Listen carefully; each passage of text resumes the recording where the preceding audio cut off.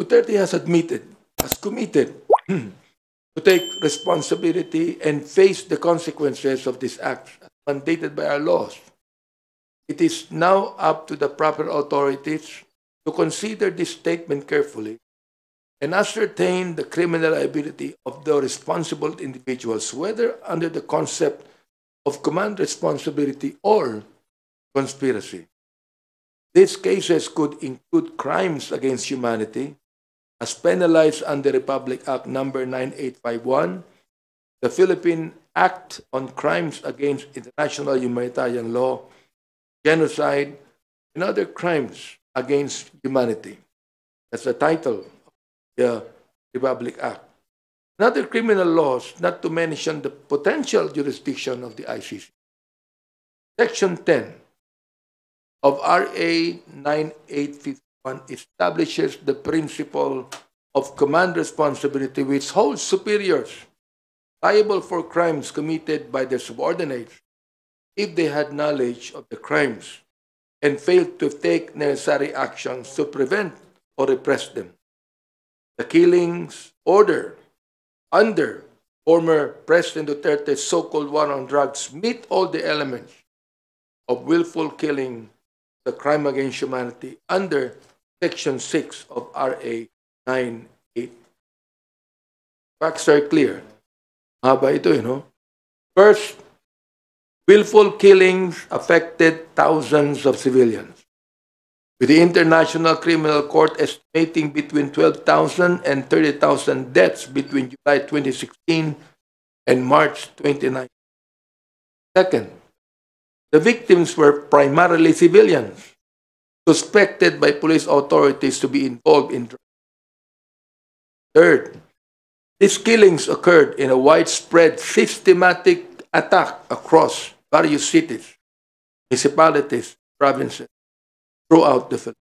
Fourth, these killings were executed under a state or organizational policy, namely anti-drug campaign of former President Duterte, which included a national system of rewards. This hierarchy. Duterte's admission in the Senate hearing, made spontaneously and as an admission against interest, is binding upon him. This must be recognized as evidence all present and future cases relating to the war on drugs.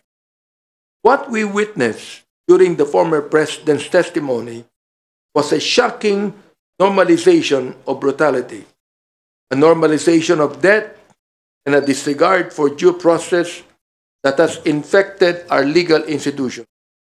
Duterte's nonchalant attitude towards life itself lies at the root of the thousands of deaths during his term. His casual language, his swearing in formal proceedings, mirrors the erosion of his standards in his administration, where the value of life itself was cast aside. Nakakalungkot na hindi nare-realize ni PRRD ang consequences ng mga sinasabi niya. Carelessly worded statements posted on Facebook by a normal citizen are called rants. Carelessly worded statements spoken by a president are called policy. And his coarse language, his casual swearing even in formal settings, which we saw again and again yesterday in the Senate, mirrors this erosion of his standards. What we witnessed during his time in office was not just a disregard for societal norms and the standards of the office he once held. It was a disregard for human life. It was a dismissal of the processes and safeguards designed to protect the life and liberty of our kababayan. Kita ninyo, naging katanggap-tanggap ang pagmumura, ang pagpatay, naging katanggap-tanggap, pinapalakpakan siya. Are these the values we want to pass on to our children? The recent Senate hearing also laid bare another troubling truth. It is nearly impossible to hold a fair and objective inquiry when those who should be testifying are instead influencing the very proceedings. When resource persons are faced with figures like Senator Bato de la Rosa, there is no level playing field. The environment is one of intimidation, designed to silence or steer the narrative. Any witness who dares to speak out is at risk of being bullied o dismissed. Oo, may right si Senator Bato and even Senator Go to defend themselves. That is their right. A right denied to the thousands who could not defend themselves. Senator Bato, ay kung talagang sila ay matatapang, kung naniniwala kayo na wala kayong kasalanan, then show some real delicadeza and appear to our hearings where your statements can be challenged and cross-examined. Mga kababayan, yesterday we also saw how the former president was given a platform to rewrite history, to gaslight the nation by justifying acts that led to the thousands of deaths. This was not a hearing in the service of truth. It was a forum for denial, for him to rationalize the indefensible. Psalms 9:9-10 reminds us, and I quote, "The Lord also will be a refuge for the oppressed, a refuge in times of trouble. And they that know thy name will put their trust in thee, for thou, Lord, hast not forsaken them that seek thee." End of quote. The voices of the oppressed cry out for justice. And we stand here knowing that the Lord is on the side of those who seek righteousness and truth. We will not be swayed by these tactics, nor will we be deterred from seeking accountability. We are committed to ensuring that the victims of the war on drugs receive justice. The former president may attempt to dodge responsibility, but we will work tirelessly to hold him accountable for the lives lost, the families shattered, and the trust broken under his administration. Maraming salamat. Thank you, Chairman Abante Fernandez. Of today's first question, we'd like to recognize Ms. Moras. Hi, good morning po, Chair Abante, Chair Fernandez. Sir, I understand may mga statement na rin po tayo kahapon denying the statements of Grijaldo. Pero just to be clear, para mas maipaliwanag lang po sa ating mga kababayan, so may nangyari nga po bang private meeting about dun sa statement nga with Grijaldo? And ano po kaya yung reason, kung meron man, na bakit siya kailangang ipatawag in private, si Grijaldo po? Well, mahaba yung sinabi mo na Chairman Abante. Unang-una talagang there was a incident na talagang pinatawag namin siya. Pero not on our own volition. Because it was Colonel Garma, as what I'm saying sa mga interview sa akin, that asked na kausapin si Colonel Grijaldo. Kasi si Colonel Grijaldo, according to Colonel Garma, is a friend of her. So, sabi namin, tama-tama, andun si Colonel Grijaldo, so tawagin na natin. So, it was at the back of the Quadcom. So, nang kinausap namin siya, sabi ko nga kay Chairman Abante, kausapin natin kasi nga kaibigan daw, siya makakapag-confirm ng mga affidavit na ginawa niya doon sa supplemental. So, what we did was, yung lawyer, sinabi namin na pumunta para in the spirit of transparency kasi mahirap naman na kami lang. Kasi we always see to it na dapat talagang merong kasama. As a matter of fact, yun din ang sinabi ko sa media that prior to the Quadcom hearing, nagkausap kami ni Colonel Garma. And I asked the permission of the chairman to be with me. And he accompanied me para at least transparent talaga yung usapan. Unfortunately, yung sinasabi niyang coercion and harassment, it never happened. Talagang wala namang coercion na nangyari. And ako, natatandaan ko kasi merong isang tao na naandun sa loob pa eh. Aside from the two witnesses na at the two lawyers ni Garma, si chairman, saka ako, and then somebody, kilala ko sa mukha, hindi ko lang matandaan kung sino na staff yon. So, we were discussing yung I think it was number 17 na sinabi ko, ito, sabi ni Garma, makukonfirm mo daw yung sa reward system. Naku, wala po kaming alam dyan. Wala po akong alam dyan. So, pinoint ko pa yung iba, yung 1999. Tama yung sinasabi niya. Pero yung kinoerce namin siya, at hinaras namin siya. Kasi ang coercion talagang gagamitan mo ng threat gagamitan mo siya ng force Kung ginamitan natin siya ng force during that time, di ba? There was still a lot of time for him to react unfortunately hindi niya yung ginawa. At the same time, we cannot do that. Alam mo, it's so unethical for the two of us not telling yung sa mga chairman like si Ace, si Chairman Acop, saka si Congressman Paduano about do sa isyong yon. Kung pipilitin namin siyang magsalita, and it will be against sa ating procedure na to bet first yung mga magsasalita para at least sigurado tayo. So yun yung tunay na nangyari. But of course, meron din ako sinasabi na issue na yung reason kung bakit niya ginawa yon. Well, yun yung aking analysis dun sa pangyayari. Bakit nila ginagawa to against us? Well, unang-una, demolition yun. Pangalawa, it's an attack against me and against you. And most likely, they really wanted to discredit the whole of the Quadcom. And it's quite unfair, to all of the members of the Quadcom, especially the chairman. What happened nang invite namin with our own volition na to talk to Colonel Grijaldo because it was asked by Colonel Garma. And sa amin, yun na nakita kong naging repercussion ng ginawa namin. But of course, in every betting that we are doing, we always see to it that there are people around. Opo, sorry, follow up lang sir dun sa sinabi nga yung nakikita nyo itong ay demolition. Ano rin po yung masasabi nyo na paulit-ulit sinabi ni former President Duterte na subornation of perjury at sabi nga niya maghahain pa siya ng kaso against about this against you po sir. Ano pong masasabi niyo ron at bakit po ba nung meeting wala ring abogado mismo kasi ang nasabi niyo po ang may abogado si Garma but po walang abogado si Grijaldo? Kasi betting process pa lamang yun Alam mo sa Kongreso, kinakausap muna namin and then kapag nalaman namin na pwede nating i-validate yung mga sinasabi niya, then the lawyers will come out. So, that time, wala namang lawyer na dala si Grijaldo during that time Ang may lawyer doon is si Garma.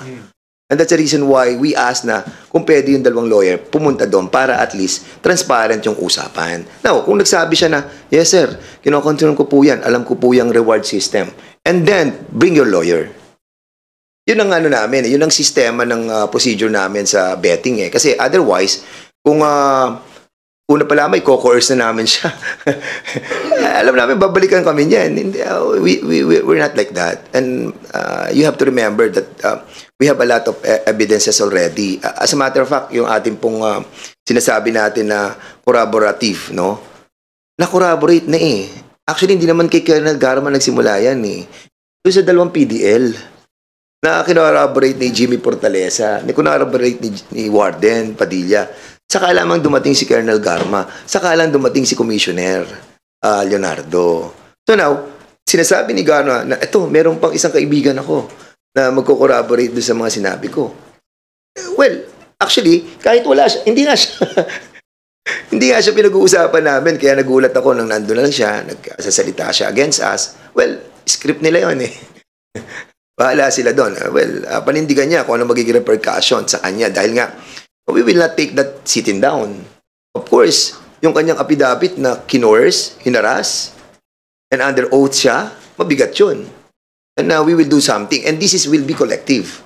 I mean, not me, not him, but the whole of the Quadcom. Because the integrity of the Quadcom is at stake here. And we have done nothing wrong. Sir, sorry, yung sa statement lang po ni former President Duterte about subornation of perjury, ano pong masasabi nyo doon na he even said na magfa-file siya ng case about this? Well, ako, carry on. We will take action on that. Kung magpa-file sila sa amin, then yun ang mga repercussion of the things that we are doing for the Quadcom and for the Filipino people. And if this is the way that we need to act on certain things that happen, then we will confront the issue.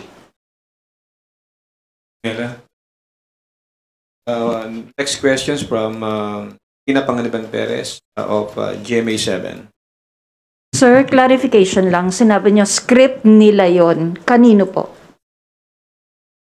Kung nag-affidavit siya doon, tapos, actually, sa totoo lang, kaya ako nasabing script yan. Alam niyo kung bakit? Kasi nga, during the time of our investigation, yung kay Colonel Andulan, yung sa issue ng namatay si Cesar Perez, na kung saan si Colonel Andulan, siya ang humuli kay Councilor Norbin Tamisin ng Los Baños, Laguna. And I am very particular of that issue. And then suddenly, yung CCTV lumabas. Nakita natin na wala naman si Norbin Tamisin doon. And sniper yung tumira kay Mayor Cesar Perez. Si Colonel Andulan from Batangas, siya ang humuli kay Norbin Tamisin. So, when I was asking the Colonel Andulan about ano yung relationship mo kay Gerald Bato, sinabi niya na na-assign siya doon sa PNPA. At sa PNPA, during that time, yung anak ni Gerald Bato was in school, first year as plebo. So, yun ang sinabi ko, yun ang relasyon mo. And then suddenly, yung issue. Binanata na niya ako, and ako, nag-simmer down ako noon. Hindi naman ako masyado sumagot. Sabi ko kasi, hindi naman ako, kasi siya nga yung nag-mention ng babysitter, nagbe-babysit daw yung anak ko, ganon. Pero yung anak niya, hindi niya hayaan mag-babysit. And of course, ako, nasaktan ako doon. Kaya sabi ko, wala akong mini-mention na nagbe-babysit yung anak mo. I don't want to demean the position of the men in uniform. But sa kanya mismo, sabi ko, wag sanang ganon. Tapos hindi na ako masyadong sumagot doon. Sabi ko, pag nagkausap kami ni Gerald Bato, magkakausap kami ng maayos. But unfortunately, ito yung lumabas. Diba? Si Grijaldo lumabas doon, may affidavit. Hindi naman siya yung pinag-uusapan natin dito sa Quadcom. Then suddenly, siya yung naging focal person doon sa kanila. So, I think there is a correlation about this. Sir, clarification po ulit. Are you saying it's a script of Colonel Grijaldo and Senator Bato? Yes, parang yun ang kanilang narration sa mga pangyayari dito. At dinala nila sa Senado si Grijaldo. Sabi nga na isang press sa akin kanina, sino ba yung Grijaldo? Sabi ko, yan yung kaibigan ni Garma na isinama niya dun sa meeting namin na kung saan nabago na yung narration ni Colonel Garma nang dumating si Colonel Grijaldo. And that I think we have to investigate why si Colonel Grijaldo na dumating sa meeting namin with Chairman Ace Barbers, hindi na niya na-reveal yung katotohanan. And then yun na nga, doon na nag-boils down yun, imbisigahan na namin si Chairman Garma, si GM Garma. Opo. Sir, sabi po ninyo, the Quadcom will not take this sitting down. May legal action po ba kayong binabalak? And kung meron po, sino po yung kakasuhan nyo and ano pong kaso? So we haven't talked about it yet, no? But ako, sa akin, kami ni actually ngayon lang kami nagkita ni Chairman Abante. But of course, parang hindi naman tama kung we will take this sitting down, no? We need to ferret out the deeper reason why this happened, that somebody will take his oath doon sa Senado and telling lies against the Quadcom. Hindi naman ako lamang ang tinira dito, but the whole of the committee. And it is incumbent upon the leadership of the Quadcom and the House as well to take action on this. Because I think he is under preventive suspension. If I'm not mistaken, because involved siya dun sa pagkamatay ni Barayuga, he is under preventive suspension. Kung he is under preventive suspension, somehow you can relate that he's doing this because yun na nga, trying to get even with us. So sana wag sa ganun. Wag sa ganun pamamaraan. We are all well, I believe that we are in the democratic way of our government, and okay lang yan. Basta harapin na lang namin yan kung ano mangyayari. And we will talk about it. Opo. Sir, babasahin ko lang po yung patanong ng office, although this was already mentioned kanina by Kong Abante. Ano ang mga gagawin sa mga pinagsasabi ni former President Duterte? Ano ang pwedeng ikaso? Makakatulong ba ito sa ICC? And I will add my own question. Kasi, di ba, dati nag-turn over kayo sa OSG ng documents for civil proceedings. may gagawin din po ba kayong ganong action in relation naman po sa criminal cases na connected po doon sa testimony ni President Duterte sa Senate? Well, nabanggit ko na, binanggit ko yung Republic Act number 9551, no? Na entitled noon, the Philippine Act on Crimes Against International Humanitarian Law, Genocide, and other crimes against humanity. Hindi kami magdidemanda eh. I mean, sa amin po, sa Quadcom sinabi namin pa ulit-ulit we just want justice to be done. Bilang chairman ng Committee on Human Rights, we just want justice to be done. Now, naniniwala naman kami sa war on drugs Pinapaniwalaan namin yan Ayaw namin ng drugs sa Pilipinas Ayaw natin manatili ang mga drug laws sa Pilipinas. Pero, was it necessary to kill more than 20,000 people para lang ma-stop yung drugs sa ating bansa? No. Meron sa tinabi na collateral damage. Collateral damage ba yung napatay na 3-year-old? Napatay na 9-year-old? Collateral damage ba si Kian Alejandro?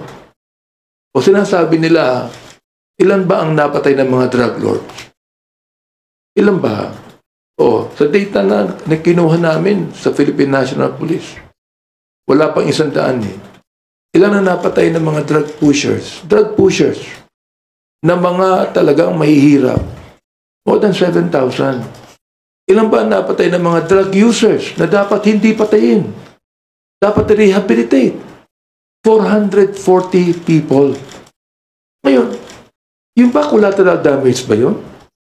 Yung ba yung sinasabi ni Senator Bato na shit happens? Yung ba shit happens lang ba yun? May pambihira naman buhay ito. Ano ba ibig sabihin ng shit? Baka hindi niya alam ibig sabihin ng shit sa American expression. Mura yun Di ba? Shit happens? Ganun lang ba yun? See that? So, ibig sabihin, kung walang accountable dito, ano mangyayari? Di ba? Nais lang namin ang katotohanan mailabas dito. Oo, para makapagpagawa kami ng mga batas na hindi na maaaring mangyari pa ang extrajudicial killings. Nag-file na nga kami ng unang-unang bill tungkol dyan na making extrajudicial killings a heinous crime. Yun na yung aming pinail Oo. Kaya bahala na po yung mga agencies po natin na mag-imbestiga. Dahil kami po, in aid of legislation yan. Sinabi ko na rin po, in aid of prosecution. Bakit po? We're not the one prosecuting. But we are telling the prosecutors, we are telling DOJ, yan na. Naimbestiga na kami. Alam niyo na kung sino may kasalanan. Kayo na ang bahala o prosecute. Sapagkat kami, ito lang ang maaari namin gawin. Pero ang maganda din doon sa briefly lang ang maganda sa nagiging investigation natin, we na-expedite po natin yung pagpapile ng mga cases ng ating pong executive department. Like for example, tung sa preservation assets na we recommended na ma-preserve yung mga corporations like yung Empire 999, yung mga ganon, siyam yan. Na ngayon po, nag-issue na si Secretary Lucas Bersamin. And we are so happy that all the evidences that we have gathered have been submitted to them for their perusal. At nagkaroon po tayo ng positive reaction. Maraming salamat po. Sir, dun sa issue ng criminal cases, gagawin niyo rin yun? Magta-turn over din kayo ng documents? Oh yes, pag hiniling po ng DOJ that we could turn over the documents, we will do it. Anyway, sinabi ko na rin naman na DOJ is always watching the Quadcom. At talagang public naman lahat ng mga dokumentong ito. So, they could be able to get that. Dahil kami naman, we cannot even prosecute So, talagang in aid of legislation lamang kami. So, commentatory lang kami. Para sabihin namin sa DOJ, ito lahat ng mga documents, kayo na bahala rito. What are you gonna do about this? Ay, sa maganda nangyari doon, nagkaroon na para siyang liaison officer dito. And lahat ng ginagawa namin directly, immediately are being taken action. Kaya lahat na expedite. ito ha. Ito talaga ang katotohanan. Ito, para sa malaman po ng taong bayan. Willful killing. Willful killings to. Affected thousands of civilians. Oo, ha? Ang sabi nga po ng ICC, ang estimate ng napatay from 12,000 to 30,000 deaths between July 2016 and March 2019 alone. O sabihin na natin na maraming napatay ng mga drug pushers. Sabihin na natin. Kaya sabi ko kanina, ilan ba napatay na drug lords? Ilan ba napatay na drug lords? Okay. Si Kerwin Espinosa, na sinasabi po ng PIDEA na drug lord, nakakawala pa ngayon eh. Oo. Okay. Nakakapagtaka. Yung former administration, lahat na-dismiss ang kaso eh. Ni Kevin Espinosa eh. Ang tanong ko, bakit? Sinabi ng PIDEA hanggang ngayon, nasa drug list pa ang pangalan ni Kevin bilang drug lord. Ba't ba siya nakakawala? Kung talagang drug lord siya, hulihin na siya. Bakit andun siya nakakawala? Napatay ba? Hindi. Sinong napapatay? Yung mga mahihirap na mga tao na ang sabi po ng iba, kaya kami naging drug pusher, pulis din ang nagbibigay ng drug sa amin. Nakausap ko ang isang tao, ang sabi niya sa akin ganito ha, karamihan po daw ng mga drug pushers, pulis ang nagbibigay ng drugs. Ano pong ibig sabihin nun? Di ba? Alam natin na sinabi ng ating Pangulo na ako na lang, ako ang responsable. Huwag niyong pagbintangan ng mga kapulisan ko. Ba't niya minumura yung mga pulis? Ba't pinabayaan niya? Sino ba nag-utos na patayin? Shoot them dead. Sino ba nagsabi nun? Siyempre na-embolden ang mga kapulisan natin. Yun naman pala ang sabi ng leader natin, commander-in-chief pa natin yan, titirahin na natin to. May reward pa. So, ang tinatanong ko, ano ang pagkakaiba ng drug pusher na yun lang ang kanyang trabaho? Mahirap na tao ito, na kumikita sa drugs para makakain sila. Anong pagkakaiba niyan sa pulis na pumapatay din ng drug pusher upang magkaroon ng pera? Anong pagkakaiba? Wala pagkakaiba eh.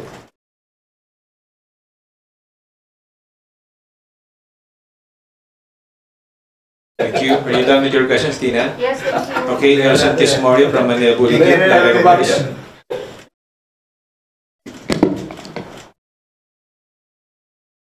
Hello po, Kongs. May we get your reaction po dun sa confirmation or admission po ni Pangulong Digong na meron po mga death squad, tapos pinagtuturupan nyo po yung niya po yung mga retired generals na kasama yung mga yan. Just your reaction po. Well, katulad ng sinabi kanina ni Chairman Abante, no? Merong tayong batas Republic Act 9851. Doon sa 9851 kasi, kinaklaro doon yung defining and yung mga penalizing. Yung mga acts against international humanitarian law, genocide, saka yung crimes against humanity. At doon, meron din yung jurisdiction, tapos yung mga local courts natin ang magte-take over, will take cognizance on that, ano? At doon sa mga sinabi ng dating nating Pangulo, admitting, ano, yung kitang-kita naman, klaro naman, di ba? I think, alam mo, hindi ko alam kung, well, alam natin, si Presidente mahilig siya mag-joke. Sometimes hindi na natin alam kung ano yung katotohanan, kung ano yung mga jokes, ano yung tipong pinasasakay lang tayo. But being a former president and a president, I think it is incumbent upon the highest elected official to set the tone of being the top leader of the country. And sa puntong yun, medyo nag-fail tayo. Ngayon, yung mga tinura niya doon, this time, there must be responsible, and he must be responsible for it.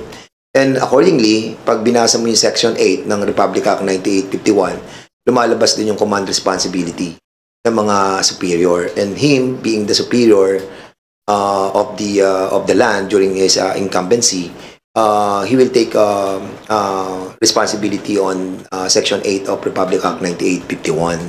So even yung binabanggit ni Chairman Abante about sa 9851, nung binasa ko rin kanina, nakalagay doon sa Section 15 that international laws and other laws will be the source of the courts under jurisdiction of this country.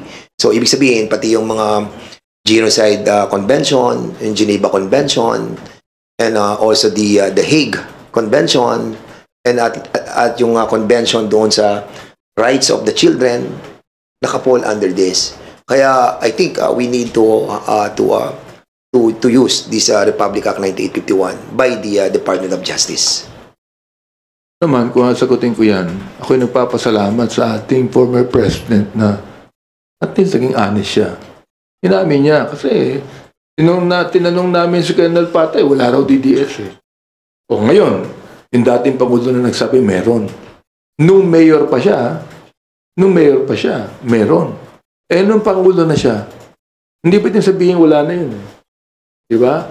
And that is binding on him. Yung kanyang admission in the Senate hearing.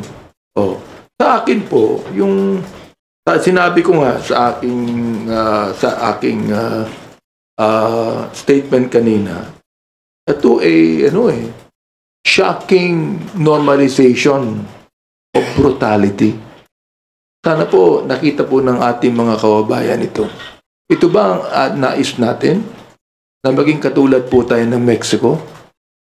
Maging katulad po tayo ng Colombia na sinusuportahan ng taong bayan yung mga drug lords sapagkat nagbibigay ng mga pera sa mga tao. Ganun po ba nais nating makita? Sana wag na po. Tigilan na po natin itong extra judicial killings na ito. Tigilan na po natin yung salitang pagpatay. Ibig sabihin, kahit na Senator Bato, sinabi niya, nagbibiro lamang ang Pangulo. Aba, masamang biro yun ha.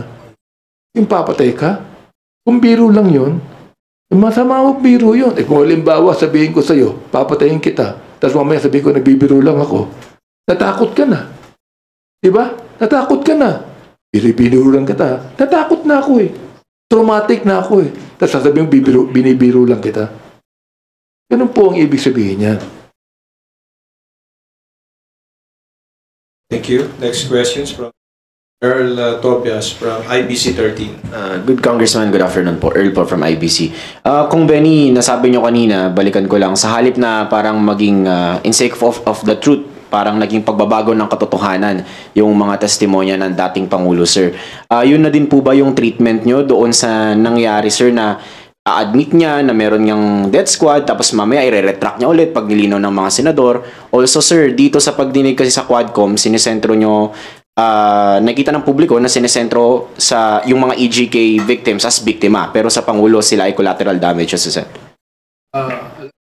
Sa akin, palagay ko hindi niya na masasabi yung nasa under oath siya, no? Nabiro ito eh. Inamin niya na meron DDS. Sinabi na collateral damage ito. So, let us talk on the extent of the collateral damage. Ilan po ba ang napatay? Ito ilan po ba ang napatay ng mga bata? Napatay na walang kasalanan. Napatay na hindi drug pushers, ilan po ba yan? Napatay na mga drug users lamang, ilan po ba yan? Sabihin natin, nanlaban po yung mga yan. Nanlaban ang sabi nila. Well, nasaan po yung weapon ng mga nanlaban? With like, meron kang, yung arsenal ba ng Philippine yung crime lab ng Philippine National Police. Kung 6,000 ang nanlaban, dapat sa crime lab, meron 6,000 ang mga weapons. Paano nanlaban? Pinatay nanlaban. Ano, nakipagsuntukan lang ba yung mga yan? Merong mga weapon yan. Nasaan po yung mga weapons? Yun po ang ipakita nila. Thank you po. Follow up na lang sa akin. Kung Dan, so kung may maayos naman pala na pag-uusap between some Quadcom chairs and Grijaldo, tapos doon niya sinabi yung katotohanan, and then under oath sa Senate, bigla siyang bumaliktad, blatantly lying, what do we make of this, sir? Paano natin ititreat yung nangyari na yun? Well, pupunta naman siya dito sa next hearing. So we will be asking him a lot of questions, no? And most likely we will be dealing also with the yung kay General Barayuga, no? Kasi hindi pa kami nakaka-focus doon. That's the reason why he was being invited. Kasi once na may nagtatanong ng mga members, ang pinag-uusapan yung kay General Barayuga, he'll be present kasi siya ang Chief of Police. But yun na nga, na-involve yun. So, ito na yung pumasok. So, treat natin yun as siguro. Ako naman kasi sa akin, actually, baliwala sa akin. Wala naman sa atin yung pinagtatawanan na nga lang namin na ano ba naman to. Wala na silang maibato sa Quadcom na para bang they're trying to make a story. Now, ngayon, kung i-consider nila as truthful talaga yon at maninindigan siya sa susunod na hearing na talagang totoo yung mga sinabi niya, then we will take the consequences of that. Kasi we will not take that sitting down. And we'll be giving him another chance na sa susunod na hearing, he tell us his story. Ako, I'm pretty sure there's a story behind it. And di bali sana kung hindi namin siya nakausap nung bago mag-testify si Colonel Garma. He was there. He was there and he was not even been invited. Nagulat na lamang ako nandun siya. At hindi ko siya kilala. Sabi ko, sino yan? Ano yan? Tao yan ni General Bat. Ganun ba? Sige. So, we will try to see it. Gusto ko lang idagdag. May nababanggit na baka inappropriate yung aming pagtawag sa kanya. Sabi ko, appropriate to Number 1, human rights. Binibigyan mo ng karapatan yung tao. Hindi naman siya namin pinilit ipatawag Pinatawag namin siya sapagkat nais niya na ipatawag siya. Sapagkat si Colonel Garma, sinabi niya, classmate ko to. Kaibigan ko, classmate ko. Ito lang ang kaibigan ko, classmate. So, we decided to talk to him para malaman sa kanya. Ito hindi ko alam kung taktika yung ginawa niya No? Pero ito yun siya ang Chief of Police sa Mandaluyong. Napatay si General Barayuga. Nasaan ang report? Wala. Walang report. Walang police report. Siya ang Chief of Police ng Mandaluyong. Walang police report. Anong ibig sabihin ito? Ang sabi ni Colonel Garma, marami siyang alam. Anong ginawa niya? Yung mismong kaibigan niya at classmate niya, nilaglag niya. Yun ang problema doon. Hindi ba? Actually, sinabi nga niya doon sa hindi naman doon niya kaibigan. Parang ang pagkakasabi niya, classmate lang ako. Parang natatandaan ko yung sabi niya, classmate lang ako. Wala ako alam dyan. Mga ganon. So, ako nung marinig ko yun, sabi ko, sa sarili ko, wala to. So, the betting stopped. Sabi ko ganon. So, ako, I went out. Tapos si Benny, sumunod na rin. So, yun yung story doon. So, I hope lumiwanag yung kanyang kaisipan.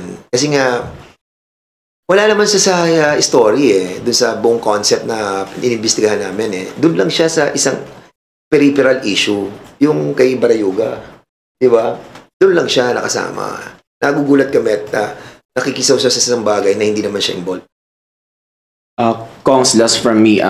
Kong Benny, doon sa pagdinig, na-mention ng dating Pangulo yung termination, yung tutudasin kita, na-mention niya as viable option yung pagpatay straightforward as form of eradicating drugs or other criminal act. Pero bilang chairman po ng Committee on Human Rights, ano pong weight na ninormalize supposedly ng Pangulo yung ganong approach?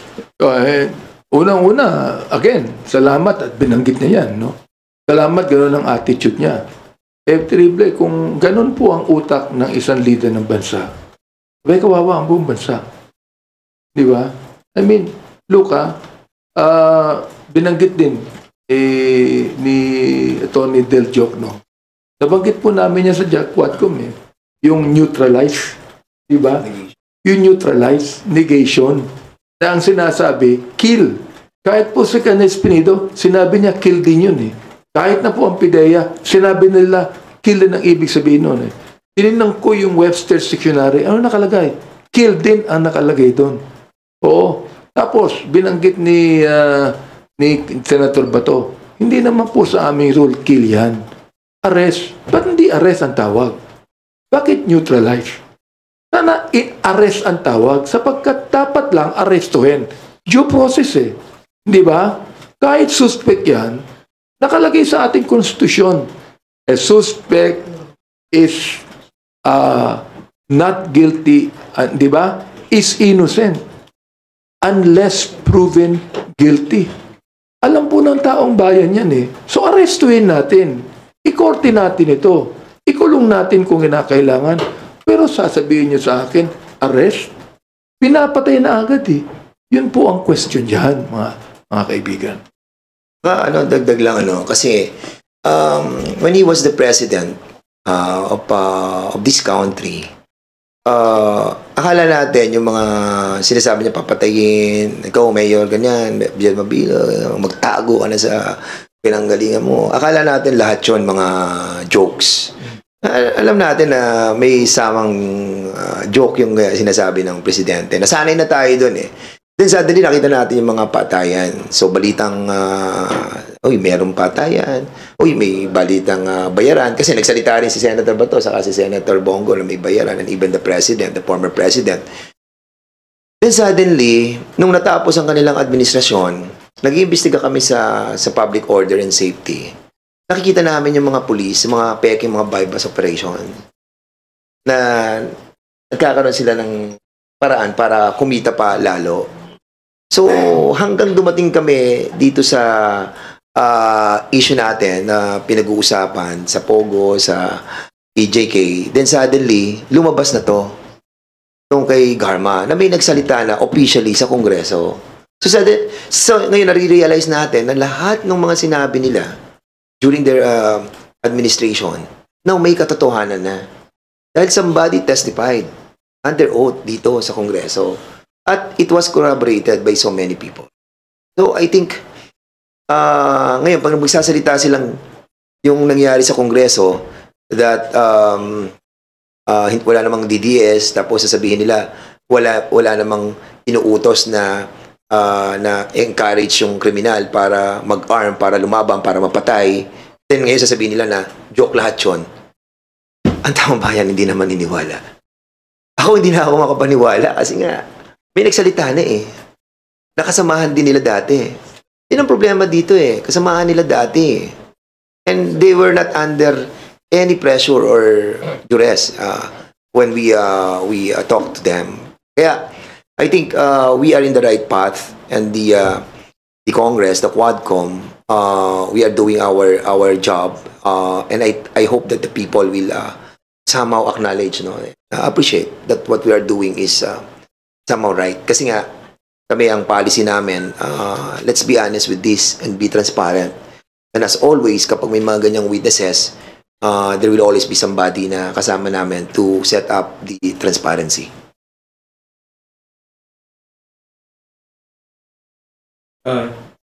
Billy Vegas from Abante.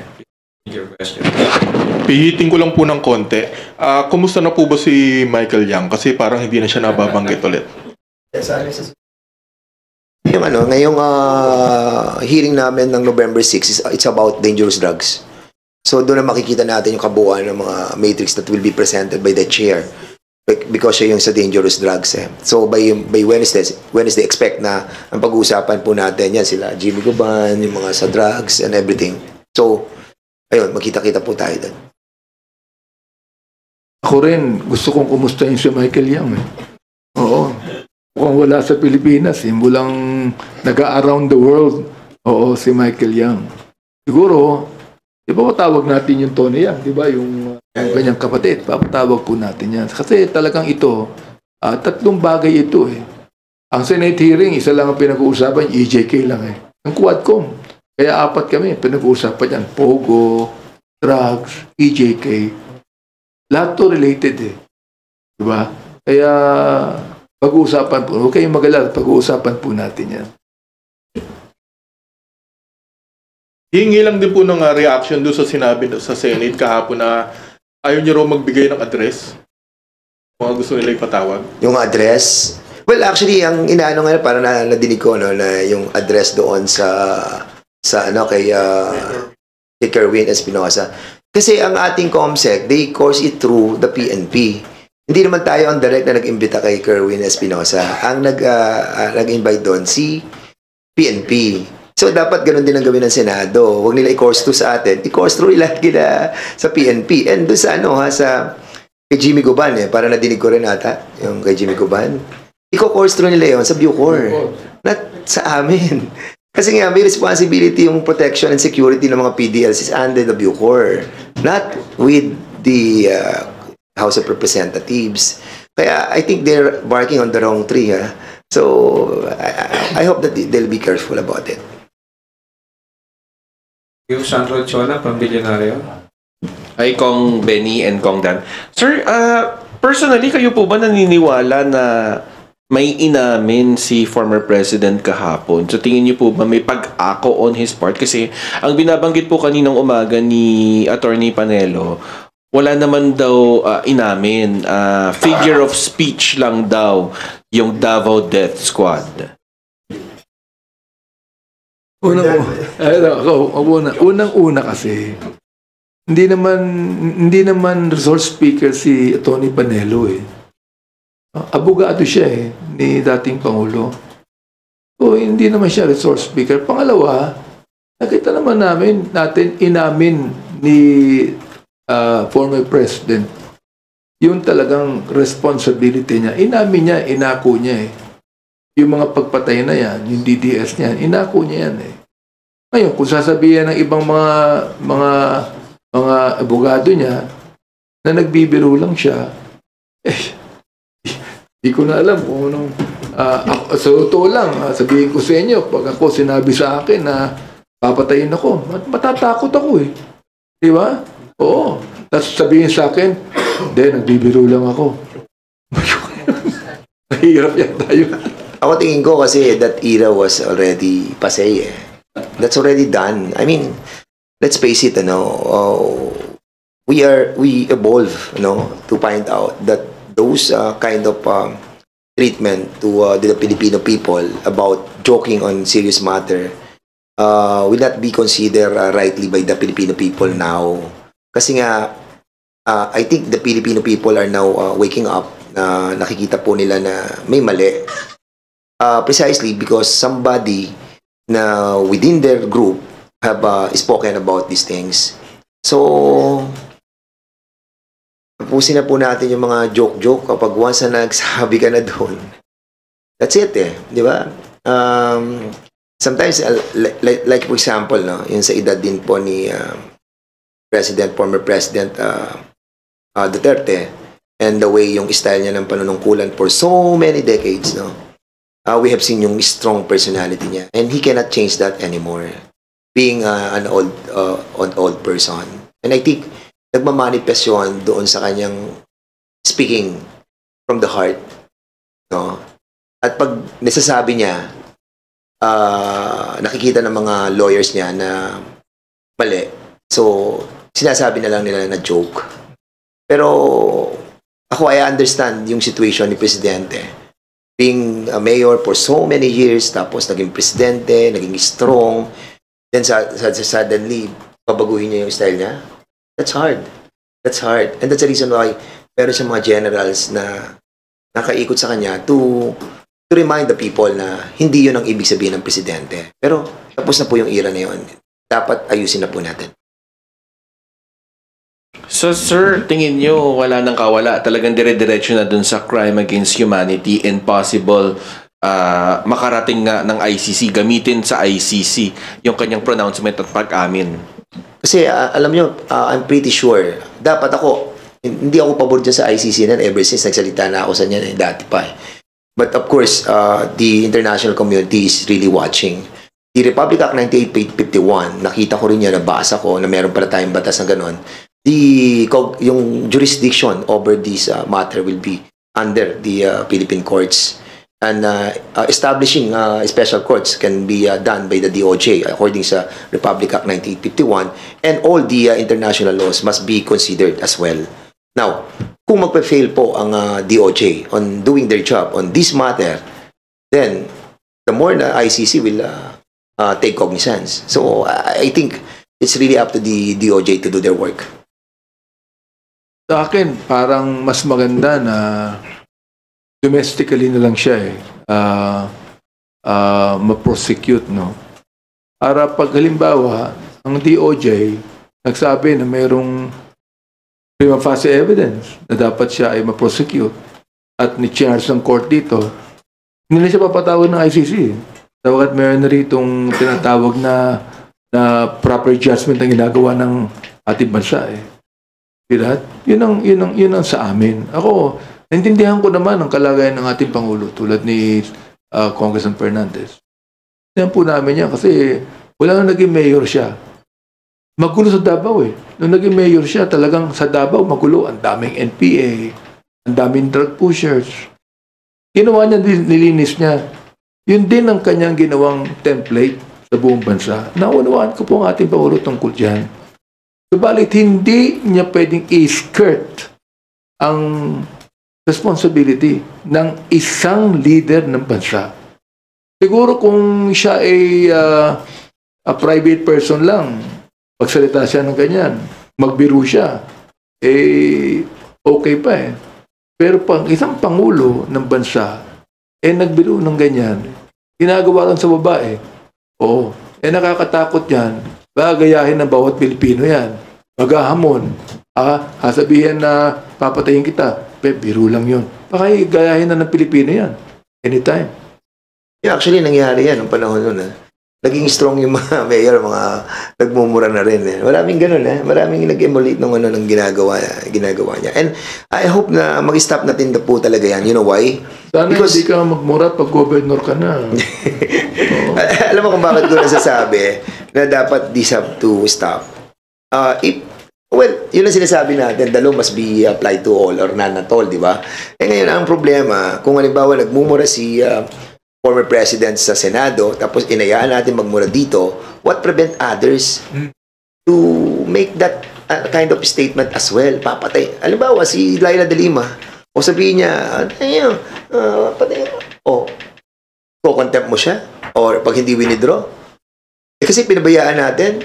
So, huwag natin hayaan na dungisan yung institusyon.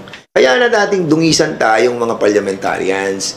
But yung mismong institusyon na mapapunta yung record ng mga sinasabi ng bawat isa dyan, na babasahin ng mga susunod na henerasyon, nakakaya tayo. Nakakaya. Di ba babasahin nila, wala man lang nag-stand para i-delete o tanggalin yon sa record ng Senado? And even in us? Kaya nga sabi ko, pag dito, hindi ako papayag na maput into record yan. Mabubura ko yan. I mean, that I'm point of order. I'm pretty sure all of the chairman and all the members will agree with me na hindi po natin pwedeng ilagay sa record yan. Lalabas dyan yan lahat ng mura. Lahat ng mga masasakit na salita na hinayaan natin. At tayo ang sisisihin ng mga susunod na henerasyon for that. I like our people to know na lahat po ng pronouncement ng Pangulo, kahit na pagmumura niya, recorded po yan sa Malacanang eh. Nasa archive yan. Lahat ng mga sinabi niya. Pati pagmumura niya. Alright. Kaya nga ako, pag may program ako, o mayroon akong nasasabi, kahit sa pulpito, may mga nagbabasa sa akin, minumura ako eh. Bakit? Alam ko kung saan galing yun eh. Di ba? But the thing is this. Yung PI, hindi lang mura yan eh. Nanay ko, tinutukoy mo dyan eh. Nanay ko yan eh. Terrible mahal ko nanay ko eh. Ba't mo kinakailangan murahin? Kung magagawa ka ng PI. Oo, siguro, yung gago matatanggap ko pa eh. Kung talagang gago yan eh. Yung tarantado, kung talagang tarantado yan. Sinasabi ko yan sa pulpito eh. Kung talagang tarantado ka, hindi mura yan, totoo yan. Pero yung PI, pambira, pagtanggap ng ating kababayan yan, minumura mismo yung nanay niya, hindi ko katanggap-tanggap sa akin yan. Sir, last na lang. Sir, so if in case na pag umattend siya sa Quadcom, tapos ganon, anong gagawin natin, sir? Point of order.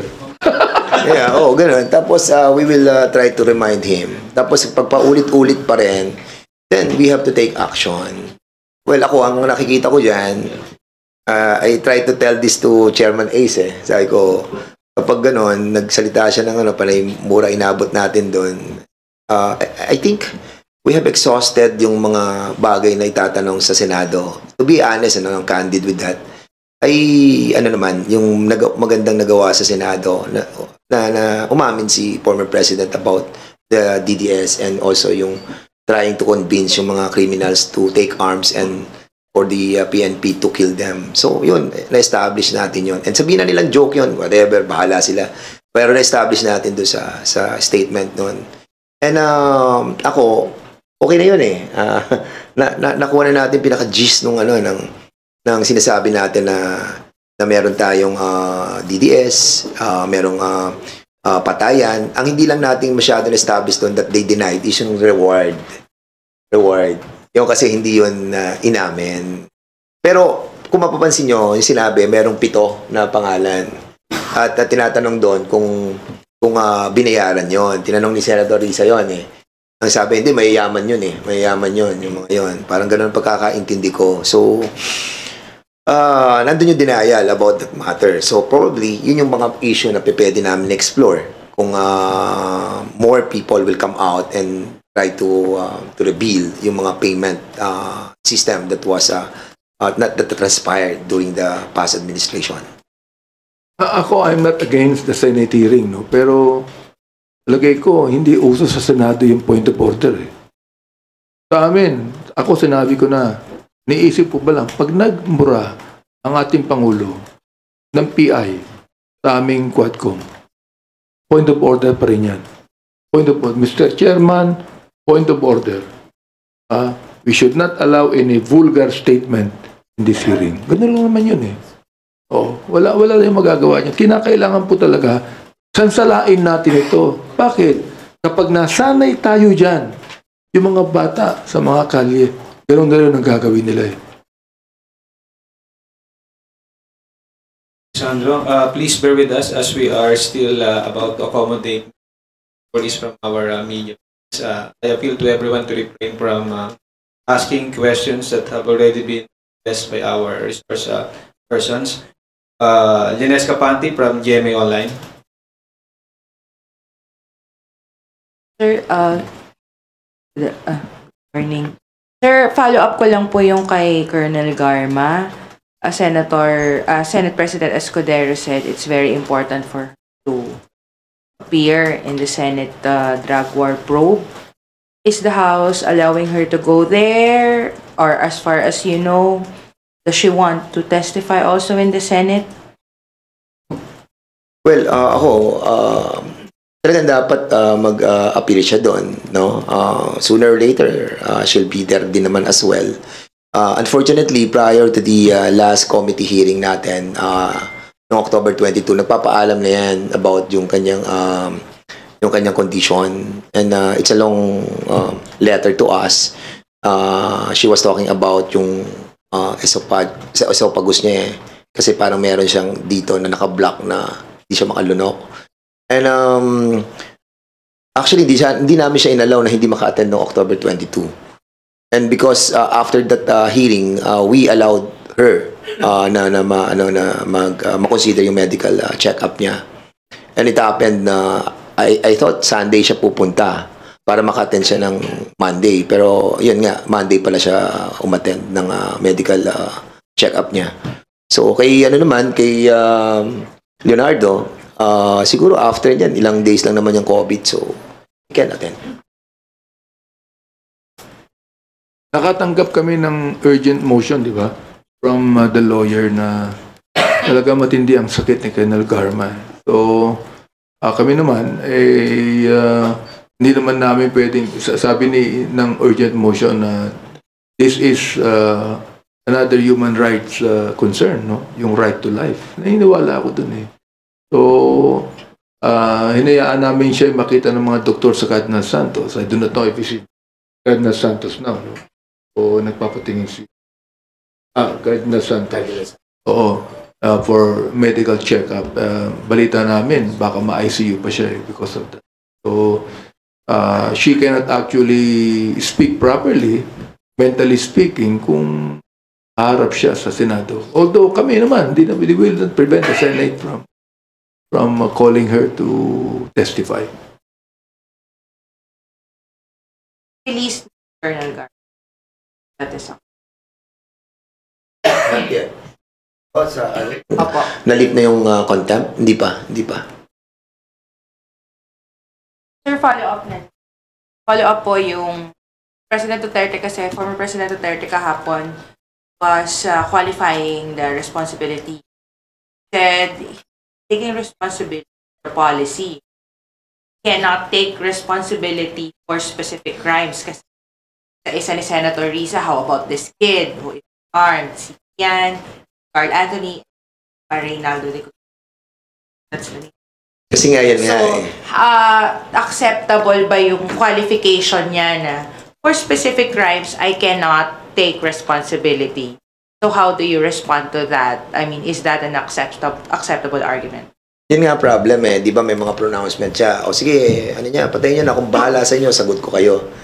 O then suddenly ngayon, pag may mga specific crime na nagawa, like for example, inarm mo yung you're trying to tell yung criminal, sige, mo siya, i-provoke mo siya para patayin siya ng PNP. So ginawa ng PNP. Alam mo, ito kasi, the level of knowledge of the president and all the generals and the chief PNP, they are far more intelligent. Let's accept it, Yung mga lower ranks, like for example, yung mga sergeant, teniente, major, captain.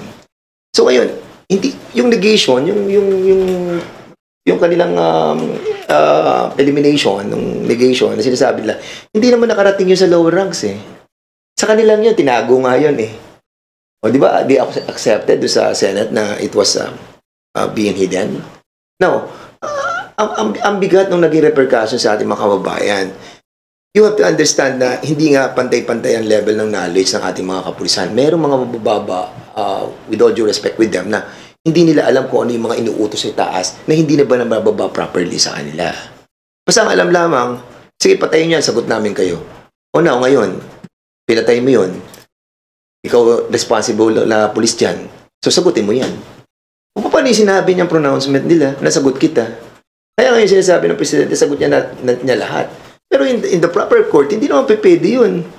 Hindi naman pwede ituro nung pulis na akong nag-utos sa iyo directly na meron direct knowledge at may witness. Wala namang ganun Sinabi lang niya yung pronouncement niya. Tapos sinasabi ng mga generals niya, ng mga lawyers, joke lang yun. So ngayon, meron nang nangyaring krimen. O, bahala ka na. Yan ang problem na na-encounter ng mga kapulisan natin. I think it's a deception in the highest level that we have to accept the real situation of the members of the PNP. They have to confront yung mga issues and cases that will be filed against them. So I will never question the knowledge of the president being a lawyer, and a former prosecutor. Pero malinaw yung Republic Act 9851 Oo. Kasama din yung command responsibility or conspiracy. I mean, ang question ko, logic lang to logically. Ano ba ang basis ng pagpatay? Di ba policy? What is the policy of the government during his time? Shoot them dead. So bakit mabatay yung mga police? Gusto mo nalang pumatay? I don't think the policemen would like to kill Hindi, ayaw nilang pumatay. Oo, nais ko din sabihin na nakakaawa din yung kapulisan nila na sinasabi nila, we are just obeying the command of the higher up. Kawawa po sila So sa akin, logically speaking, what is the basis of the killings that have happened? Ang dami niyan. Policy.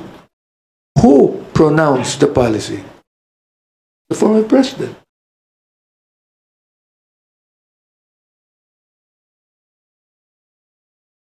Sorry, so ultimately responsible siya, even for the specific crimes. Sa akin, I believe so. On command responsibility. Wala. Thank you, sir. Thank you, Victoria Tulad from ABS-CBN.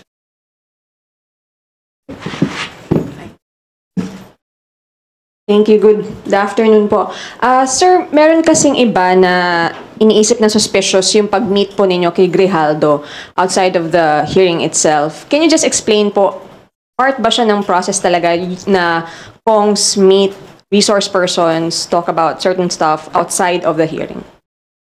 Well, actually, of course, you have to validate and verify. Meron kami tinatawag na betting eh.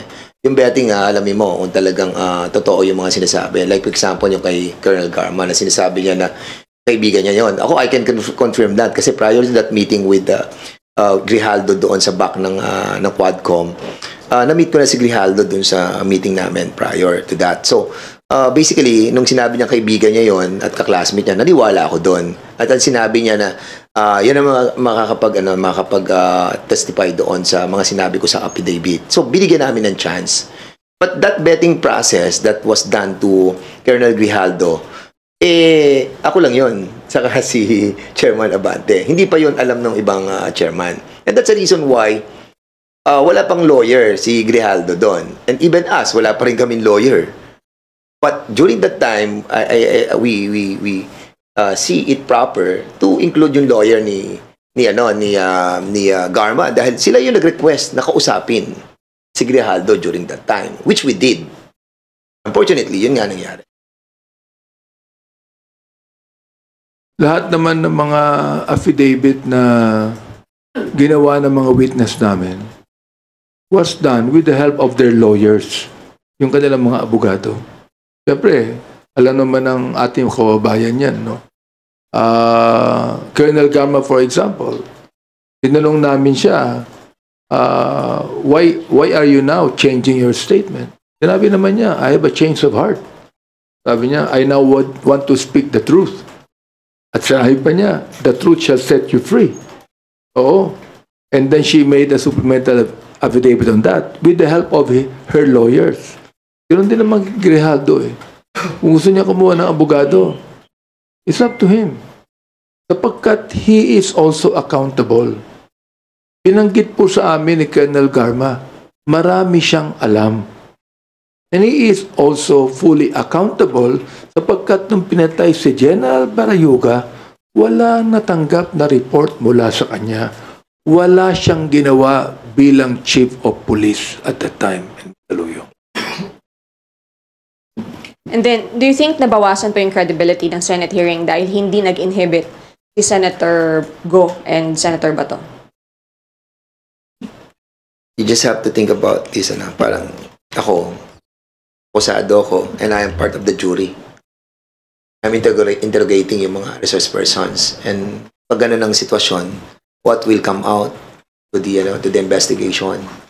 It's not proper to be a part of the jury, And I think it's inappropriate and not allowed, Like for example, sa states, hindi naman pwede yung ganun. So, common sense dictates that don't be a part of any investigation that ikaw mismo involved. Ako, if ever that I'll be involved in any case, being ang chairman of Committee on Public Order and Safety, I will inhibit myself and I will transfer the responsibility to my vice chairman.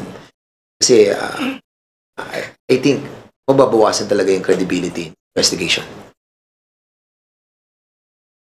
Hindi magiging balanse ang hearing, for example, because mayroong biases.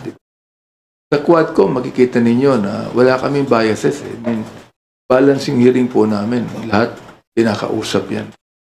Oh. And sorry to say, Senator Bato is always defensive, no?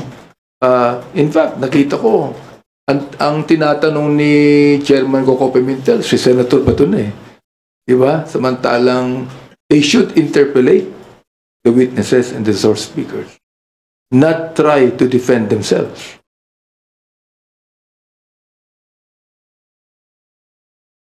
Phil Kirigonan from DCRH.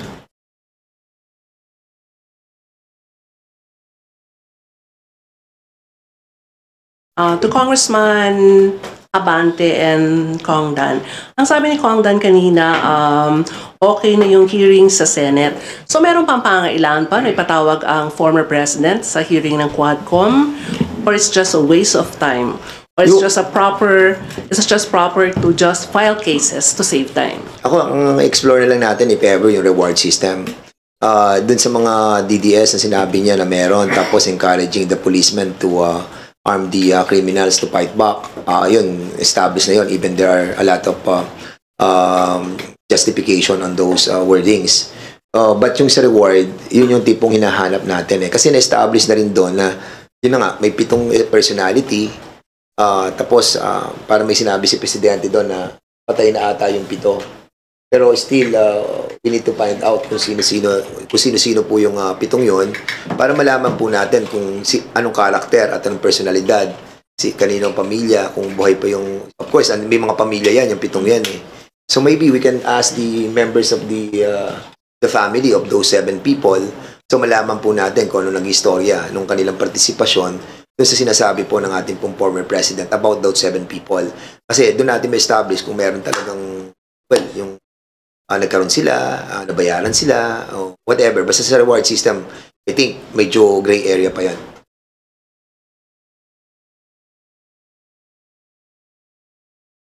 Just one follow-up lang, sir. As chairman of Committee on Human Rights, Kong Abante, do you support the recommendation of Congresswoman Castro to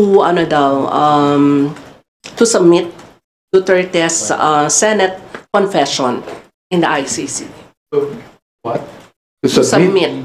Well, I have always been true to my statement since we started the EJK hearing that I'm not going to allow the ICC to get our documents for that. Anyway, they could be able to do their own investigation on their own. Hindi na kailangan yung tulong ng Quadcom o tulong ng aking committee on that. No? In fact, naniniwala kami na the ICC is watching all the proceedings. Kaya meron silang documents tungkol dyan. So, maganda yung sinabi ni Congresswoman Castro. Yet, I still would like to say na let them do a separate investigation. Oo.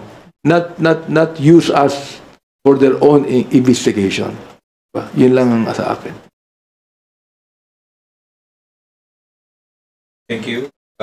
Kat Borbes from Radio Pilipinas. Sir, clarify ko lang po yun dun sa inviting former president still sa Quadcom. Sabi niyo po, next week, November 6, will be about illegal drugs. Would you ask him din po ba to attend para po mabigyan linaw din po yung connection niya with Michael Yang? Or reward system lang po talaga yung habol niyo from the former president? Yeah, if ever that the president will notify us about his intention to be a part of the next hearing, then we can adjust the agenda that we set already. Basically, madali naman natin ma-adjust yun at mag-focus lang muna tayo sa lahat ng mga tanong kay Presidente at kapag nakuha na natin po lahat ng mga sagot, then we can let him go. So, hindi naman po, kasi marami na nasagot sa Senado And ako, particularly, kapag ako, hindi ko natatanong yung mga bagay na yun kasi nga, ano na yun na manifested na yun na under oath. So, kunin na lang natin mga bagay na medyo hindi pa klaro sa amin. So, yun po yung ating kasagutan. Ako naman, meron akong reservation to invite the president kasi nasabi niya na lahat ang gusto niya sabihin sa Senado So, ano pa ang nais namin makuha sa kanya, no? Just for him to be present there. Siguro, gusto ko sabihin na if he is well enough to face the Senate, palagay ko, kung talagang kinakailangan imbitahan namin siya, he should also be well enough to face us. Yun lang. Sa akin, meron na akong talagang reservation tungkol dyan. No? Because I think that what he said in the Senate is enough for us to know what actually happened in the war on drugs in the former administration. Sir, next lang po, dun po sa Senate hearing, lumabas po si Muking. Meron po ba tayong coordination with the Senate po kung paano po siya mapapadalo po dito? Yung HomeSec natin, we tasked them to look for Muking. I don't know precisely what the communication that had been done with her, no? But since nandyan na siya, there's no stopping for us to invite her. Most likely, that can be answered by the COMSEC. But a while ago, when I asked him, we invited her already. So, most likely, darating yan. Kasi alam mo, may procedure eh. Una, invitation, tapos show cause order, and then afterwards, saka mo siya is-cite in contempt. But nandun pa lang tayo sa show cause order. Sir, last na lang po on my end. Ano pong message natin doon sa mga kapulisan na meron pa pong alam tungkol po dito sa mga iniimbestagahan nating issue? Given na parang ang nangyayari po is pinagmumukha ng Pangulong Duterte na siya yung knight in shining armor nila by taking the responsibility. Pero yun nga po, tulad ng sinabi ninyo kanina, hindi naman po tatayo yun sa korte. Ilan-ilan lang naman yung I think yung sa reward system. Tapos yung sa mga patayan, yung mga nakakatanggap ng reward, well, siguro feeling guilty sila. But majority of the 220,000 strong PNP men in uniform and non-uniform, majority dyan talagang walang alam eh. Alam ko, naniniwala ako na there are certain areas that this program were initiated. So I hope that those who have knowledge about this, must come out. Kasi ang pananaw ko, nagkaroon talaga ng deception, na deceive tayo dun sa order. Nagkaroon ng confusion and deception.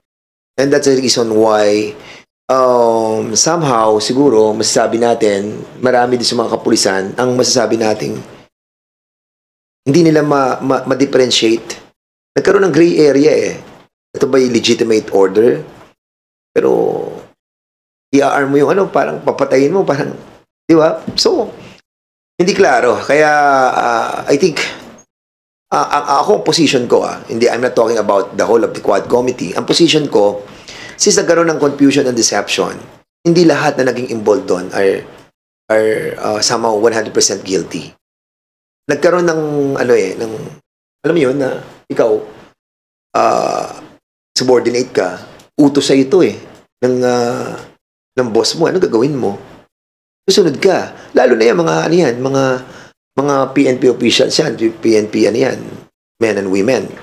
So, pag sinabing itong order, sundin mo. Otherwise, magkakaroon ng repercussion yun. So, may takot. Aside dun sa may deception, may confusion, may fear. Natakot sila. So, hindi total ng kapulisan ang Ako naniniwala, kakaunti lang to. Ito, hindi ko maalala kung ito yung isa sa mga hearing namin sa Human Rights o Quadcom na to, no? Pero, nung inimbitahan namin si Colonel Patay, sapagkat for 8 months, siya ang station commander ng Batasan. More than 100 people were killed during his time. Sa kanya, okay. Pinatawag din namin yung kanyang deputy, yung major. Pinatawag din namin yung 4 na pulis. Oo. Tinanong ko sila okay, nakapatay ba kayo? Wala silang inaamin. Pero, ginamit nyo ba ang baril nyo? Ginamit nila ang baril nila. Pero hindi nila aminin na may napatay sila sapagkat marami ang bumabaril. Yun ang sabi nila. Pero may mga napatay. So, ang isang tanong niyan ganito, bakit kayo bumabaril? Bakit? Yun ang utos sa amin Yun ang sabi. Yun ang utos sa amin Alright? Now, tinanong namin sila, pati yung major Alam niyo ba ibig sabihin ng double barrel? Hindi. Yung tukhang, alam niyo, hindi. Basta't kami, sumusunod lamang kami sa utos. Di kawawa yung mga kapulisan natin. Di ba? I mean, sa akin lang, dapat lumabas na yung ating kapulisan na talagang dito nadaya dito. Katulad sabi ni Kong, deception po yan Even Colonel Espinido, sinabi niya na na-deceive siya ng Director General din ng kapulisan nung araw. He was deceived. Kaya lumabas na. Ito, nakakapagtaka Kita nyo, ang ating Pangulo accepted full responsibility. Pero yung director dyan at that time, nilaglag niya ang kanyang mga kapulisan. He did not accept full responsibility. So anong ibig sabihin nun? Di ba? Yung sinasabi natin, yung develop knowledge, hindi kasi pantay yan So, kung nando kayo sa level na mataas, tapos ito yung order, hindi mo may baba talaga yung talaga yung order kasi ang gulo, may confusion. Tapos may hiding of the Memorandum Circular Number 16-2016, di ba? Sinabi naman nila sa Senate Kaya ang ganda rin nangyari sa Senate We were able to get a lot of information that can be used on the Quadcom. Marian Enriquez from TV5. Pero sige po, regarding the reward system, you mentioned, Kong Dan, that you wanted to, ito yung gusto niyo pa pong tignan sana. And I think you've mentioned before, baka gusto niyo rin po ay invite din ba si PRRD and talk about kung paano ginasta po yung confidential and intel funds, I think worth about higit 4 billion pesos annually. Yes, oo. Kasi nung una, yung 2016, we were able to see yung from the time of Pinoy, then a sudden jump of the confidential fund on 2016, the first yung mula July hanggang December. So hindi ko pa nakikita yung mula 2017 to 2022 magkano yung Intel fund. But I think the members already have the copy. Ako parang hindi ko pa siya nakikita. But makita natin yung jump nung kanyang Intel fund at paano siya ginamit. Unfortunately, kasi yung Intel fund na yan, hindi siya subjected to the usual procedure of COA on liquidating, Usually general lang yan, ginamit mo sa katulad na namin sa ginamit sa renta ng bahay. So package deal, ang amount is ganito. So basically, pag nakakuha lang sila ng somehow ng list ng mga pinagamitan, that's enough. Wala yung tinatawag na you have to liquidate by the issuance of certificate or issuance of the receipt, things like that. So, yung pa yung isang tinitingnan natin ngayon pagdating po dun sa Intel Fund. I think the members and the chairman will really have to talk about this Intel Fund. At I hope that makita natin yung ano tawag dito, yung daloy ng pera mula doon sa Intel Fund, papunta kay Muking, papunta kay Peter Parungo, na dinala sa Metrobank, dinala sa BPI, dinala sa PS Bank. So yun yung sinabi ni Garma sa affidavit na pumatak yung pera kay Peter Parungo sa 3 bangko. So malaman natin dapat.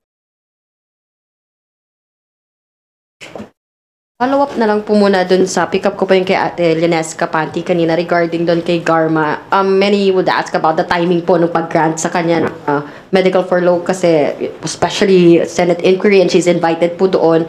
Related po ba ito, Kong Dan, sa sinabi niyo po last Zoom press conference natin na when she talked po to you na regarding dun sa tawag ni Digong, you said she seemed scared, even mentioned about her desire to leave the country. Yeah. Di pa nakakuha ang permit para sabihin yun Pero palagay ko merong siya. May connection doon sa pagtawag. Kasi alam mo, the best person talaga that can answer that is si Colonel Garma. Alam mo, actually ayoko talaga siyang pangunahan because I haven't got any authority from her yet. Kung talagang tinawagan siya, diba? Pero inamin naman niya na tinawagan siya.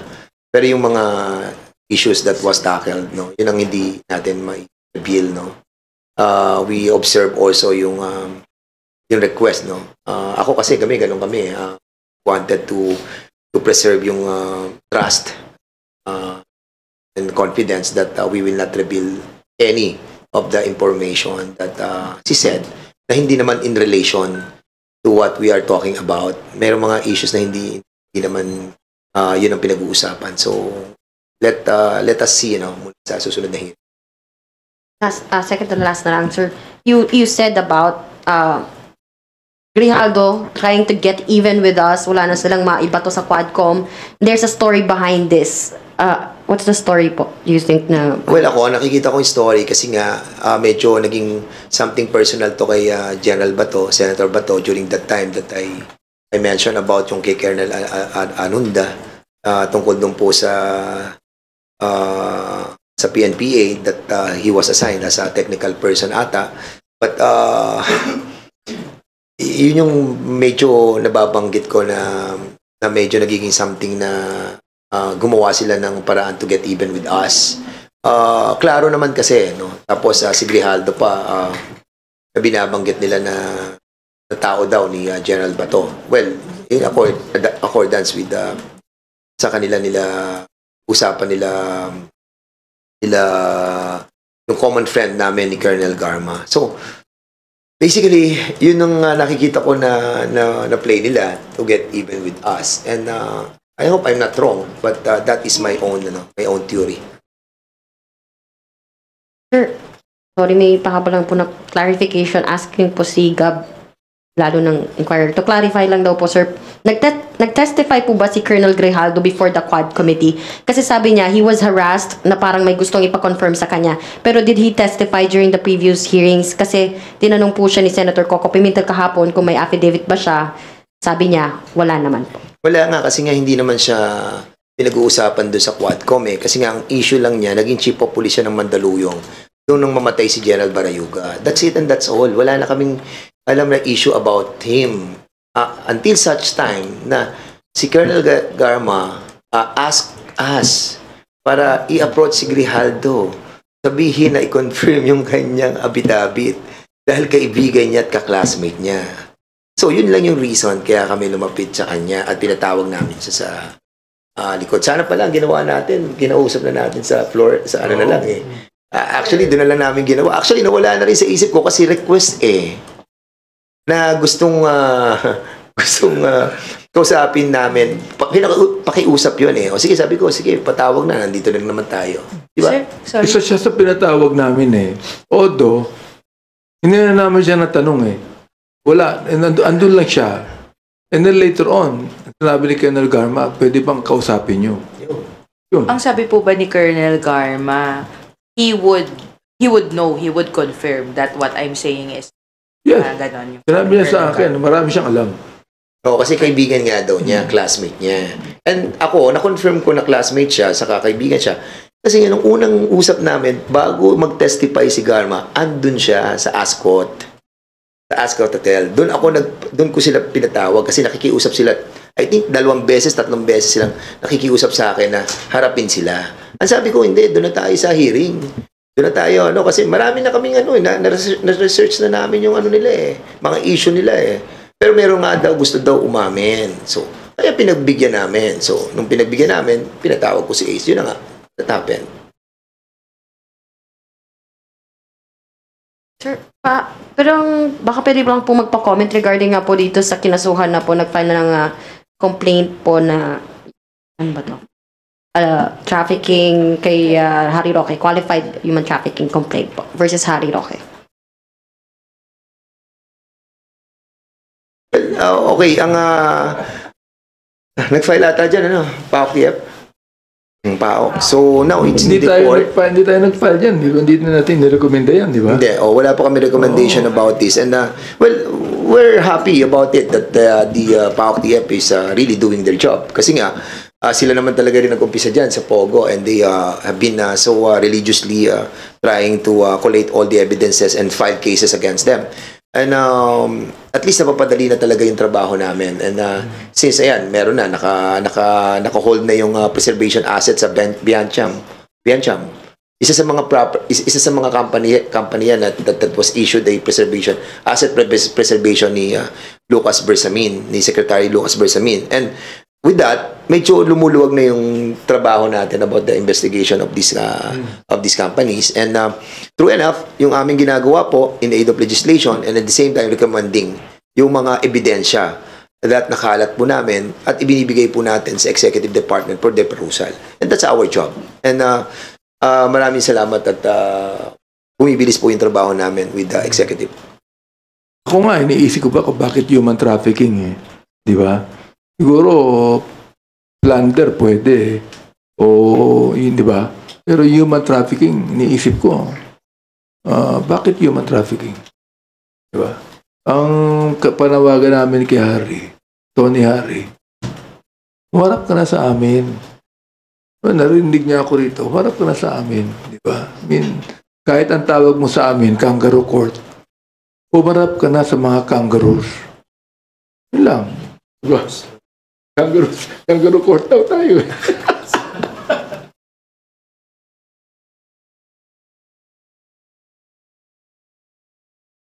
You're done with your questions, Marian? Okay, Rosalie Cas from UNTV, you're recognized. Good afternoon po, sir. Hingi lang po ako ng categorical answer. Do you want former President Duterte to be prosecuted under RA 9851? Well, batas po yan eh. And yun yung sinasabi natin na the law must be applied to all or none at all. So, if we can do that to a small level of our Filipino citizen, why not on the highest? I mean, prudence dictates that we need to do our job. It might be painful to others, but of course, if something is committed against the existing law of the land, then we have to face the consequences. And kung ako tatanungin mo, former president natin siya, may mga nagawa naman po siya sa ating bansa. But yun na nga, meron din mga nagawang hindi tama. But yung mga hindi tama, isusulit po natin yan. At lahat naman po ng ginagawa natin sa mundo ito, pagbabayaran po natin yung mga mali. Diba? So I think it's just proper that the existing law, yung law ng RA 9851 must be followed and hayaan natin the will of the justice must prevail. Ako, sana hindi na eh. Kasi, number one, matanda na siya. Number two, he's not always feeling well. Sana hindi na. Pero, he admitted under oath sa Senate hearing, no? Sabi nga niya, I'd like to quote, sabi niya, that he alone takes full legal responsibility. Ayun lang, yung Republic Act 9851, pwede nang gamitin yung laban sa kanya eh. So, kahit na ayaw ko na siyang ma-charge pa, kasi, siyempre, former president natin siya, tulad ng sinabi ni Kong Fernandez. Marami rin siya nagawa sa ating bayan, hindi lamang yung war on drugs. I hope na hindi na po siya litisin. I hope na wala nang mag-prosecute sa kanya. Pero wala rin kayong magagawa kung talagang meron siyang accountability and he will be prosecuted according to law. Yun po eh.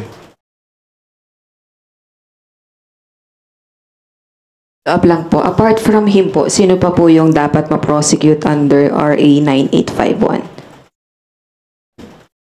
Kasi kung titignan mo yung Section 10 ng Republic Act 9851, yung mga commanders, principals, that's the reason why we're giving a chance sa lahat ng mga na-involved na we all know that there was a deception, confusion, and probably hindi talaga naintindihan yung memo. So, this is your chance to be a part of this investigation.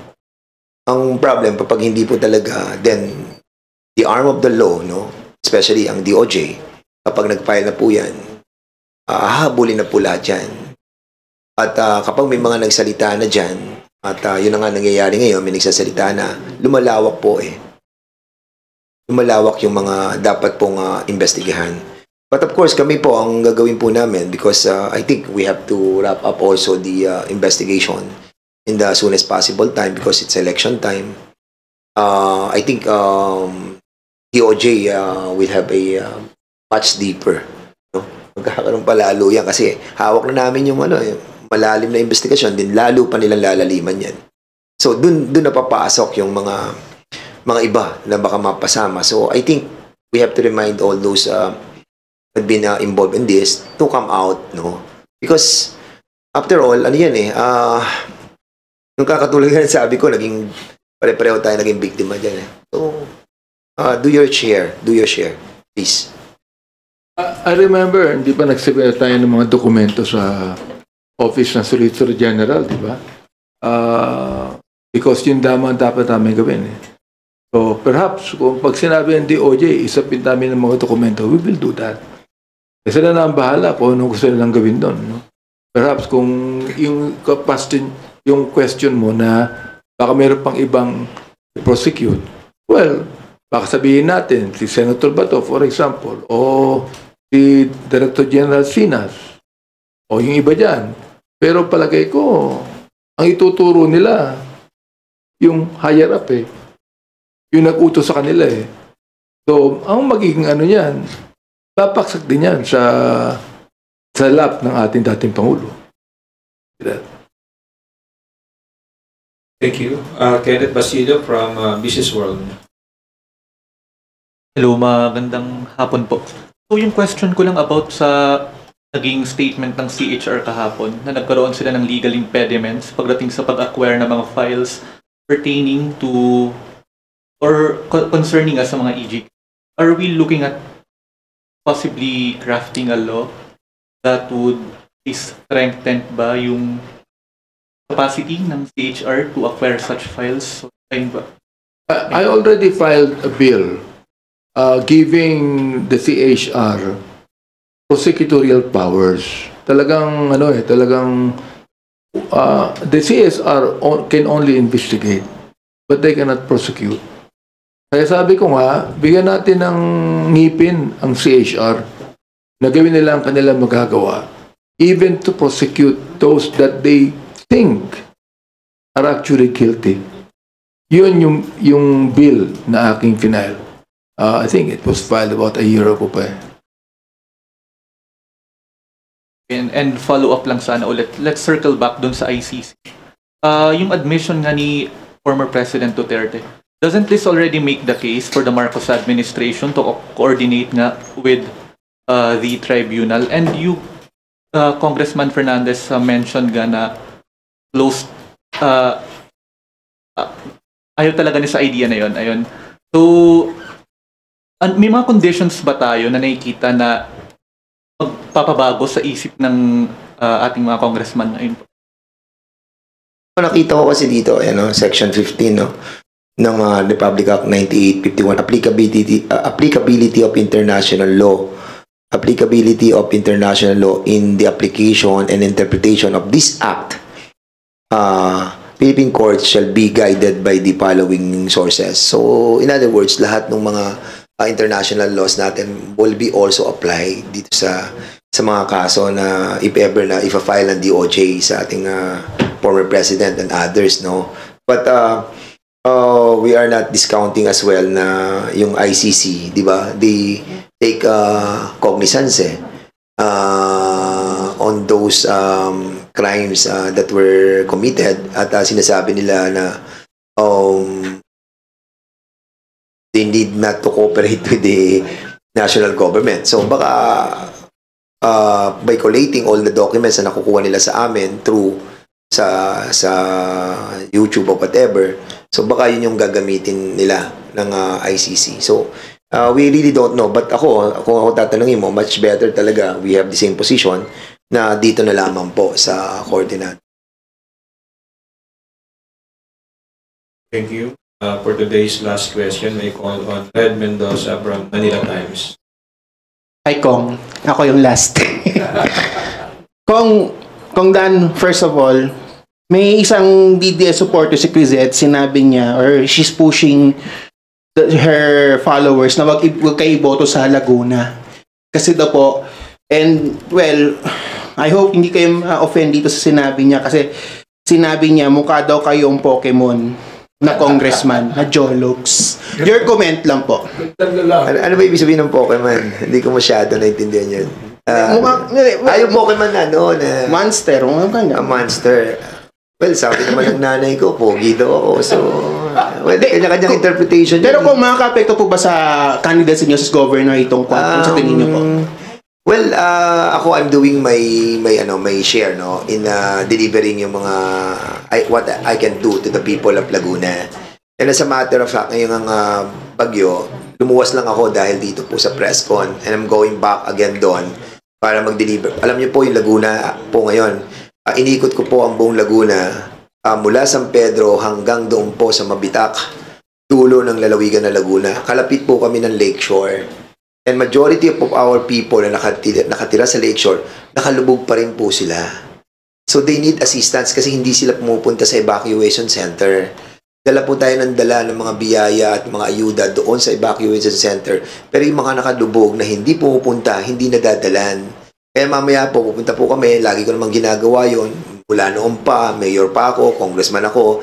Kapag lumulubog po kami nung Ondoy, talagang doon po ako nagdadala ng mga pagkain para po mabigyan yung mga kababayan na nakatira at hindi nakakapunta sa evacuation center. Now, ang tanong kung makaka-apekto ba sa akin itong ginagawa namin.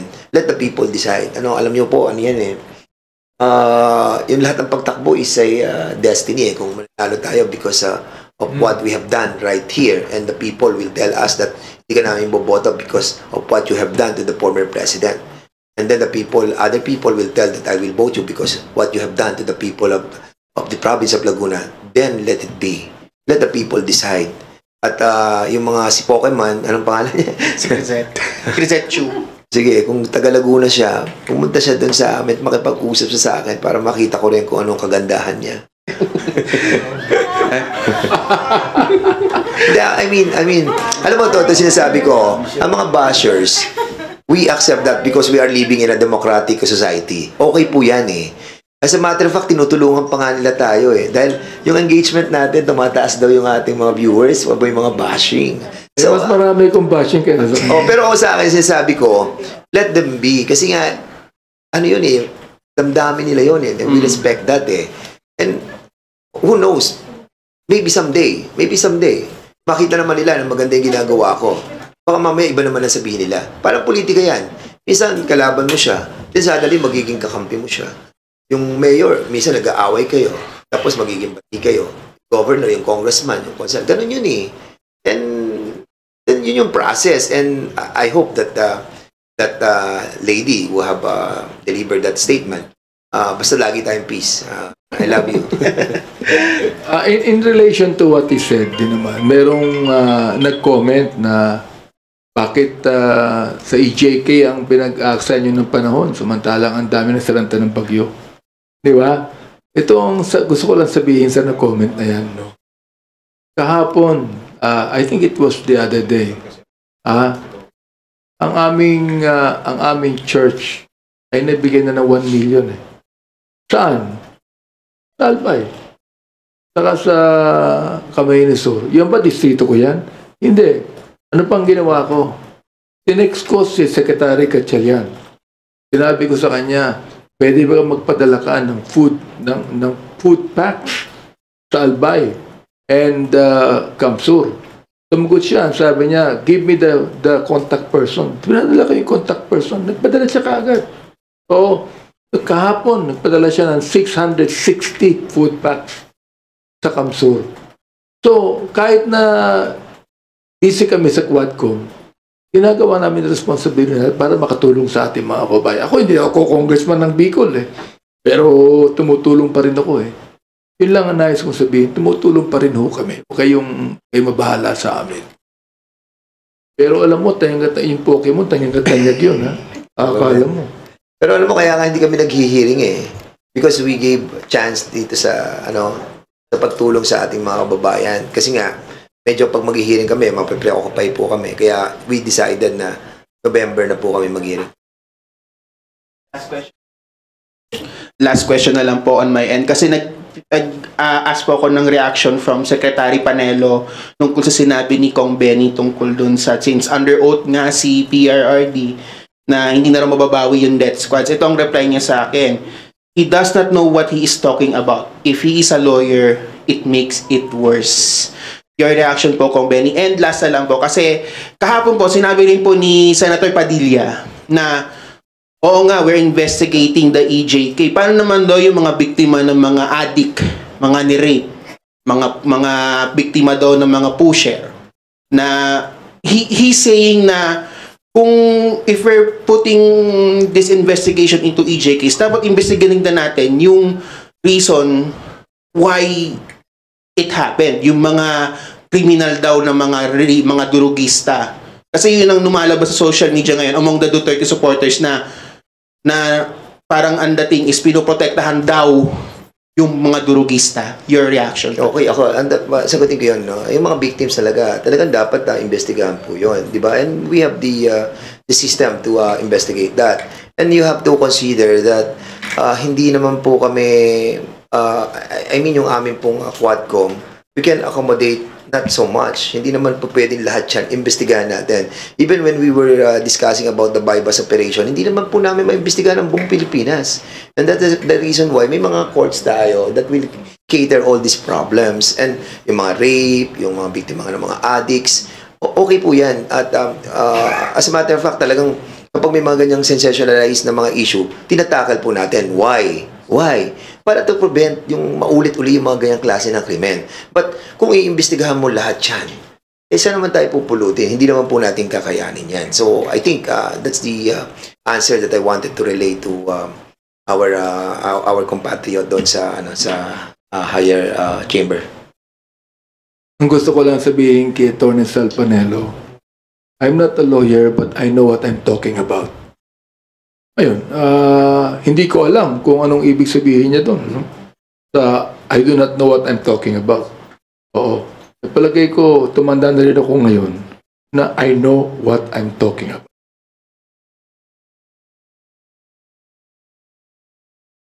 Okay, that we're concluding our press conference. If you don't have any closing remarks to share.